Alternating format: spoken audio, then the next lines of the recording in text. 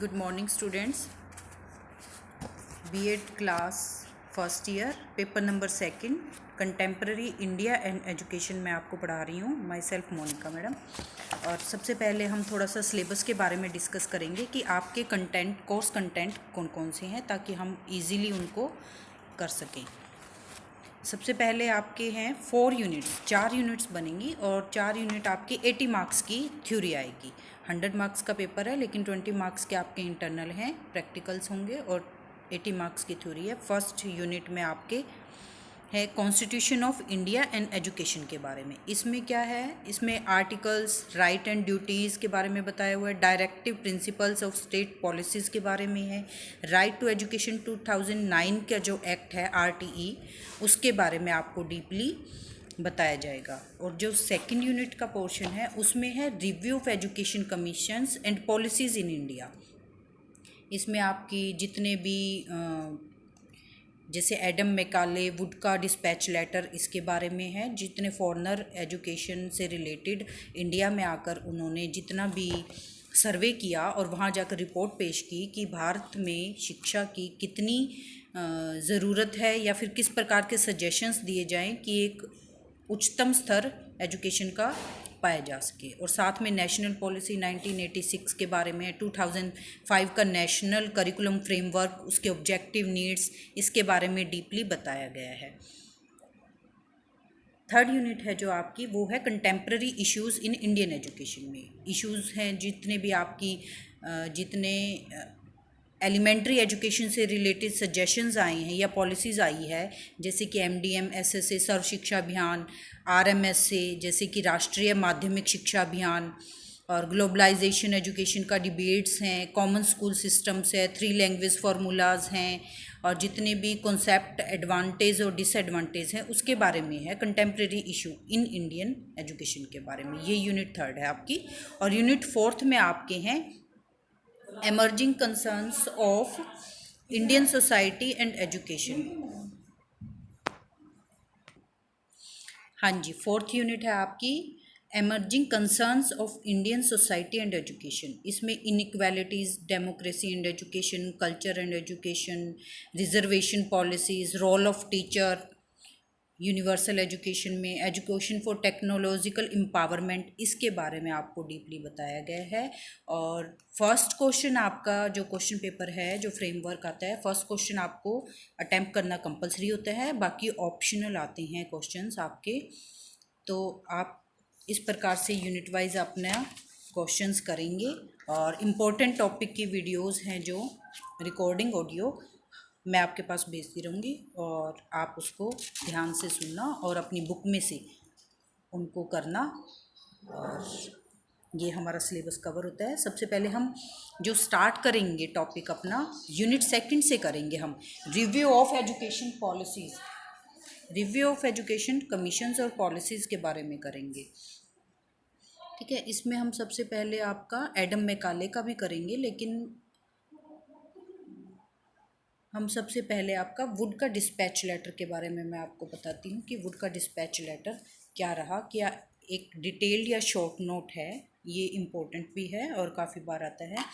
जब देखा कि इंडिया में जैसे प्राचीन काल में रहा है कुछ नवोदय विद्यालय सिस्टम, और वहाँ जाकर सिस्टम एजुकेशन ग्रहण करना, हॉस्टल्स में रहना, क्षत्रिय हैं वो क्षत्रिय विद्या सीखते थे, ब्राह्मण होते हैं वो वेदों का ज्ञान सीखते थे, लेकिन वो एजुकेशन ज़रूर लेते थे। कुछ हिस्सा देश का अज्ञान के अंधेरे में डूबा हुआ था। लेकिन जैसे ही ब्रिटिश काल आरंभ हुआ उस समय पर एजुकेशन या फिर शिक्षित नागरिकों की ज़रूरत पड़ी। ब्रिटिश अपने लिए नागरिक तैयार करना चाहते थे क्योंकि शिक्षित नागरिक उनके लिए अच्छा काम करेंगे और अशिक्षित नागरिक उनकी कंपनियों के लिए अच्छा काम नहीं कर सकते हैं।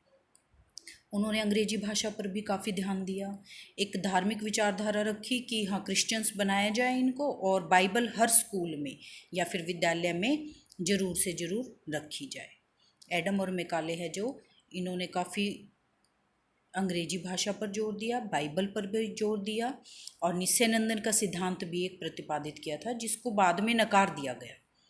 लेकिन जब वुड का डिस्पैच लेटर आया, जिसे हम भारतीय शिक्षा का शिलाधार, भारतीय शिक्षा महाधिकार पत्र भी कहते हैं। ये 1854 में आया। Sir Charles Wood British India company के बोर्ड ऑफ कंट्रोल के चेयरमैन थे। उन्होंने डलहौजी के साथ, जब वो इंडिया आए तो जनरल लॉर्ड डलहौजी का नाम आपने सुना भी होगा, तो इन्होंने आपस में डिस्कस किया और जो सजेशंस थे वहाँ इंग्लैंड जाकर उन्होंने अपने सजेशंस दिए और इस सजेशंस को स्वीकार किया गया कि भारत में एजुकेशन की, शिक्षा की जो रूपरेखा है वो अच्छे तरीके से तैयार करनी पड़ेगी और कुछ धन भी हमें ज़रूर लगाना पड़ेगा, क्योंकि जनसाधारण, कॉमन पीपल तक एजुकेशन पहुंच नहीं पा रही है और धन भी काफ़ी कम खर्च किया जा रहा है। जितने अच्छे परिणाम हम एडम और मैकाले की नीतियों के द्वारा लाने चाहते थे वो नहीं ला पाए, तो वुड का डिस्पैच पत्र आया।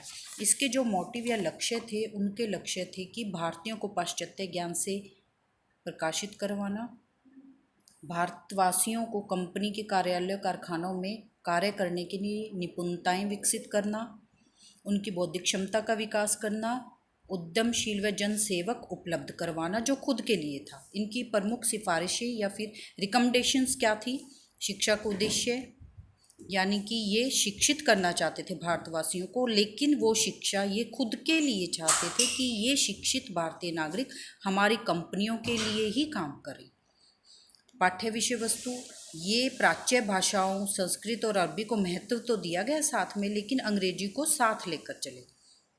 वुड ने कहा भी है, हम भारत में ऐसी शिक्षा का प्रचार देखना चाहते हैं जिसका उद्देश्य यूरोप विकसित कलाओं, विज्ञान, दर्शन आदि अर्थात यूरोपीय ज्ञान का प्रसार हो। जन शिक्षा का प्रचार किया। भारतीय भाषाओं का तो विकास किया जाएगा, लेकिन साथ साथ यूरोपीय ज्ञान विज्ञान को भारतीय भाषाओं में अनुवाद करके उन्हें सिखाया जाएगा। और साथ में शिक्षा का माध्यम, वुड के घोषणा पत्र में भारतीय शिक्षा भाषाओं को महत्व दिया गया, लेकिन जन सामान्य के लिए यूरोपीय शिक्षा के प्रसार के लिए उन्होंने देशी जो डायलेक्ट है उसे ज़्यादा महत्व दिया और माध्यम भी अपनाया कि हम अंग्रेजी भाषा के द्वारा उन्हें अधिक ज्ञान नहीं दे सकते जितना कि उनको लोकल भाषा के द्वारा ज्ञान। इस डिस्पैच लेटर में साथ में व्यावसायिक शिक्षा, धार्मिक शिक्षा, मुस्लिम शिक्षा, इन सब को ध्यान में रखा गया। इसके कुछ मेरिट्स और डीमेरिट्स हैं कि इन्होंने स्त्री शिक्षा पर बल दिया, शिक्षा के प्रारंभिक यानी कि प्राथमिक शिक्षा पर मजबूती दी इन्होंने, और जितना कम खर्च किया जाता था उसको बढ़ाकर 1 लाख रुपए प्रतिवर्ष खर्च करने की अपनी सजेशन भी दी, जिसे स्वीकार किया गया। और जितना भी जो मैकाले का निश्चयानंदन सिद्धांत था उसे अनैतिक साबित किया। निश्चयानंदन सिद्धांत हम पढ़ेंगे, इसका अर्थ होता है, मैकाले ने दिया था कि हम एक वर्ग को पढ़ा दे, अमीर वर्ग को पढ़ा दे और शिक्षा छीनने की प्रक्रिया यानी छलनी या छलने के द्वारा नीचे नीचे निम्न वर्ग तक स्वयं पहुंच जाएगी। पर यह सिद्धांत अनैतिक साबित हुआ और प्राच्य और हिंदी भाषाओं, संस्कृत, अरबी भाषाओं को अधिक महत्ता दी, क्योंकि उन भाषाओं के द्वारा ही यूरोपीय ज्ञान दिया जाएगा। रोजगार के बीच संबंध स्थापित करना, शिक्षा और रोजगार के बीच, और सभी शिक्षा के सभी पक्षों का सुव्यवस्थित रूप प्रकट करना, ये इसके कुछ मेरिट्स थी। डीमेरिट्स क्या रहे थे कि घोषणा पत्र में धर्म के मामले में तटस्थ रहना दिखाया गया, बाइबल रखी जानी अनिवार्य थी, प्राचीन साहित्य की उपयोगिता तो स्वीकार की गई, लेकिन उसे प्राचीन साहित्य के द्वारा पाश्चात्य ज्ञान को अधिक उपयोगी माना गया। एक दोष यह था कि शिक्षा के उद्देश्य को निर्धारण ईस्ट इंडिया कंपनी के हितों को ध्यान में रख के किया गया, न कि भारतीयों के सार्वभौमिक हितों को ध्यान में रख के किया गया।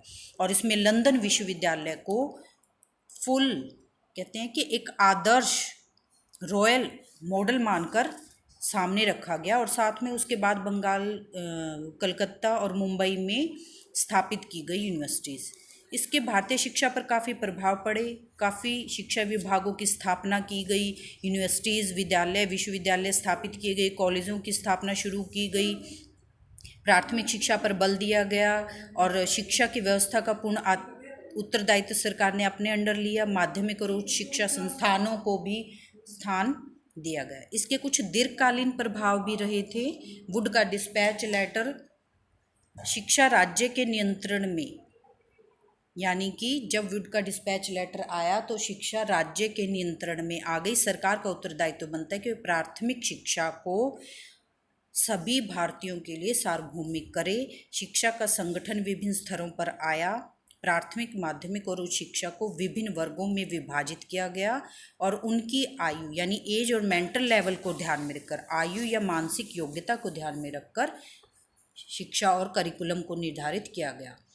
सहायता अनुदान प्रणाली की निरंतरता, यानी शिक्षा संस्थानों को स्वेच्छा से आर्थिक सहायता भी देती थी सरकार, राज्य सरकार भी और केंद्र सरकार भी, और साथ में काफ़ी आर्थिक अनुदान देना शुरू किया और कुछ अमीर लोग भी अनुदान देना शुरू करने लगे। क्रमबद्ध विद्यालयों की स्थापना की गई। इसमें विद्यालय, महाविद्यालय और विश्वविद्यालय की क्रमबद्ध शिक्षा आरंभ की गई। जन शिक्षा, स्त्री शिक्षा, मुस्लिम शिक्षा, अध्यापक शिक्षा का भी ध्यान में रखा गया। साथ ही साथ जो उच्च शिक्षा दी जाती थी वह अंग्रेजी माध्यम से दी जाने लगी। यानी वुड चाहता तो था कि प्राच्य भाषाओं के द्वारा देसी साहित्यों का अध्ययन करवाया जाए, लेकिन यूरोपीय ज्ञान का बखान ज़्यादा किया जाता था।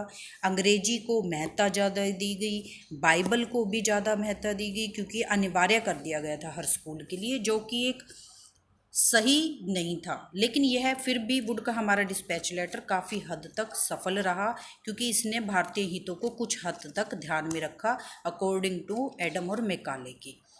जैसे ही महात्मा गांधी ने बेसिक शिक्षा एजुकेशन स्टार्ट की, उसके बाद हमारे भारतीय शिक्षा पर काफ़ी अच्छे प्रभाव आए और हमारे देश के लिए एक शिक्षा का नया स्वरूप उभर कर आया। चलो, ओके।